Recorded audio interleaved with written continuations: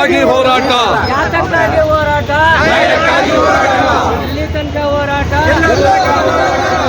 ವಿದ್ಯುತ್ ಖಾಸಗೀಕರಣ, ವಿದ್ಯುತ್ ಖಾಸಗೀಕರಣ,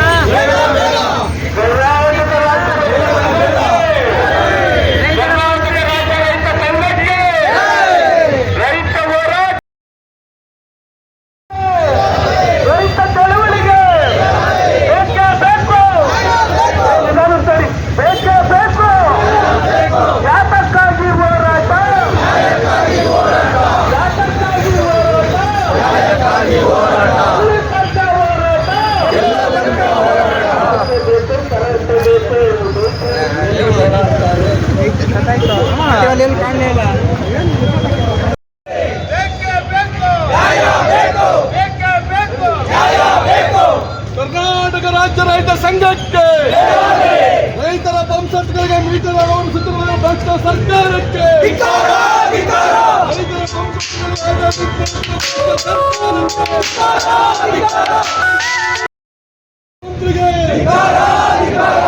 ವಿರೋಧಿ ಕಾನೂನುಗಳು ತಂದ ಸರ್ಕಾರಕ್ಕೆ,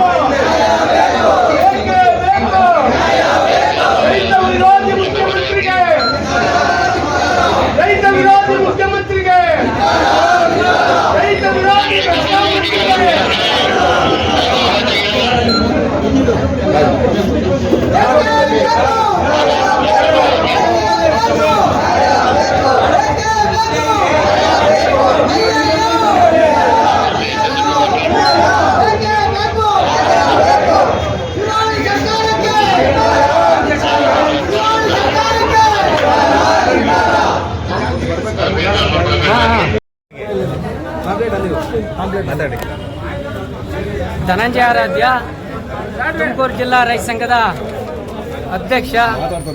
ಇವತ್ತು ನಾವು ತುಮಕೂರು ಬೆಸ್ಕಾಂ ಕಚೇರಿಯ ಮುಂಭಾಗದಲ್ಲಿ ಪ್ರತಿಭಟನೆ ಮಾಡ್ತಾ ಇದ್ದೀವಿ. ಉದ್ದೇಶ ಇಷ್ಟೇ, ರಾಜ್ಯ ಸರ್ಕಾರ ರೈತರ ಪಂಪ್ಸೆಟ್ಗಳಿಗೆ ಆಧಾರ ಜೋಡಣೆಯನ್ನು ಮಾಡ್ತಾ ಇದೆ. ಇದು ನಿಲ್ಲಬೇಕು. ಇದರ ಹಿಂದೆ ಖಾಸಗೀಕರಣದ ಹುನ್ನಾರ ಇದೆ. ಈಗಾಗಲೇ 2023ರಲ್ಲಿ ರೈತರಿಗೆ ಕೊಡ್ತಕ್ಕಂಥ ಏನು ಟಿಸಿ, ಕಂಬ, ವೈರು ಇತರೆ ಉಪಕರಣಗಳಿಗೆ ಇಲಾಖೆಯಿಂದ ಕೊಡ್ತಾ ಇದ್ರು. ಅದನ್ನು ನಿಲ್ಲಿಸಿ ರೈತರೇ ಭರಿಸಬೇಕು ಅಂತೇಳಿ ಕಾನೂನು ಮಾಡಿದ್ದಾರೆ. ಇವತ್ತು ಒಂದು ಬೋರನ್ನು ಕೊರೆಸಬೇಕು ಅಂದರೆ ರೈತ ಸುಮಾರು 7 ಲಕ್ಷ ರೂಪಾಯಿ ಖರ್ಚು ಮಾಡಿ ನೀರನ್ನು ಹೊರಕ್ಕೆ ತೆಗಿಬೇಕಾಗ್ತದೆ. ಅದ್ರ ಜೊತೆಗೆ ಸುಮಾರು ಒಂದು 4 ಲಕ್ಷ ಟಿಸಿ, ಕಂಬ, ವೈರು ಅಂದರೆ ಕನಿಷ್ಠ 10 ಲಕ್ಷದ ಮೇಲೆ ಇವತ್ತು ರೈತನಿಗೆ ಹೊರೆಯಾಗಿದೆ. ಇದೇನು ರಾಜ್ಯ ಸರ್ಕಾರನ, ಇದು ರಾಜ್ಯ ಸರ್ಕಾರದ ಆಡಳಿತ ವೈಖರಿನ ಅನ್ನೋಂಥ ಅನುಮಾನ ಶುರುವಾಗಿದೆ. ಪುಕ್ಸಟ್ಟೆ ಕಾರ್ಯಕ್ರಮಗಳನ್ನು ಘೋಷಣೆ ಮಾಡಿ ರಾಜ್ಯದ ಬೊಕ್ಕಸವನ್ನು ಖಾಲಿ ಮಾಡಿ ರೈತರ ಮೇಲೆ ಹೊರೆ ಹೊರಿಸೋದಕ್ಕೆ ಕೊಟ್ಟಿದ್ದಾರೆ. ಇದನ್ನು ನಾವು ಖಂಡನೆ ಮಾಡ್ತೀವಿ. ಜೊತೆಗೆ ಈಗ ಹೇಳ್ತಿದ್ದಾರೆ, ನಾವು ಪಂಪ್ ಸೆಟ್ಗಳಿಗೆ ನಾವು ಸೋಲಾರ್ ವಿದ್ಯುತ್ತನ್ನು ಕೊಡ್ತೀವಿ ಅಂತ. ಕೊಡಿ, ನಾವು ಬೇಡ ಅನ್ನೋದಿಲ್ಲ. ನಿಮ್ಮ ಸೋಲಾರ್ಗೆ ಸಂಪರ್ಕ ಕೊಟ್ಟ ಮೇಲೆ ನಾವು ವಿದ್ಯುತ್ ಕೊಡಲ್ಲ ಅಂತೀರಿ. ಯಾವ ನ್ಯಾಯ ಇದು? ಇವತ್ತು ವಾರಗಟ್ಲೆ ಬಿಸಿಲೇ ಬರೋದಿಲ್ಲ. ಅವಾಗ ಪಂಪ್ ಸೆಟ್ ಆನ್ ಆಗುತ್ತಾ? ಹೇಳಿ ಮುಖ್ಯಮಂತ್ರಿಗಳೇ, ಹೇಳಿ ಡಿ ಕೆ ಶಿವಕುಮಾರ್ ಅವರೇ, ಹೇಳಿ ರಾಜ್ಯದ ಏನು ವಿದ್ಯುತ್ ಮಂತ್ರಿಗಳಿದ್ದಾರೆ, ಉತ್ತರ ಕೊಡಿ. ಇದಕ್ಕೆ ಕೊಡಲ್ಲ ಅಂತೀರಿ, ಯಾವ ನ್ಯಾಯ? ರೈತ ಎಲ್ಲಿ ನೀರೆತ್ತಬೇಕು? ಇದು ನಿಲ್ಲಬೇಕು. ಇವತ್ತು ಆಕಸ್ಮಿಕವಾಗಿ ರೈತ ಅಥವಾ ಸಾರ್ವಜನಿಕರು ನಿಮ್ಮ ಬೇಜವಾಬ್ದಾರಿ ಕೆಲಸಕ್ಕೆ ವೈರ್ ಬಿದ್ದು ಸತ್ತೋಗ್ತಾರೆ. ಏನ್ ಪರಿಹಾರ ಕೊಡ್ತಾ ಇದ್ದೀರಿ? ಕೊಡಿ 10 ಲಕ್ಷನ. ಆಕಸ್ಮಿಕವಾಗಂತ ಘಟನೆಗೆ ಅವನ ಕುಟುಂಬಕ್ಕೆ ಆಶ್ರಯ ಆಗ್ತದೆ. ಹೀಗೆ ಹಲವಾರು ಸಮಸ್ಯೆಗಳನ್ನ ಇವತ್ತು ನಾವು ಪ್ರತಿಭಟನೆಯನ್ನ ಮಾಡ್ತಾ ಇದ್ದೀವಿ. ಕೂಡಲೇ ಖಾಸಗೀಕರಣವನ್ನು ಕೈ ಬಿಡಬೇಕು. ಹಿಂದೆ ನೀವು ಇದೇ ಒಂದು ಚಾಳಿನ ಮುಂದುವರಿಸಿದ್ರಿ. ರೈತರ ಪಂಪ್ ಸೆಟ್ಗಳ ಮೀಟರ್ನ ಜೋಡಿಸಿದ್ರಿ. SM ಕೃಷ್ಣ ಅವ್ರ ಕಾಲದಲ್ಲಿ ನೆನಪು ಮಾಡ್ಕೊಳ್ಳಿ. ರೈತರು ಮೀಟರ್ ಕಿತ್ತು ನಿಮ್ಮ ಕಚೇರಿ ಮುಂದೆ ಹೋಗಿದ್ರು. ಆ ಕೆಲಸ ಮಾಡಿದ್ರೆ ನಿಮಗೆ 3 ಕಾಸಿನ ಮರ್ಯಾದೆ ಇರೋಲ್ಲ.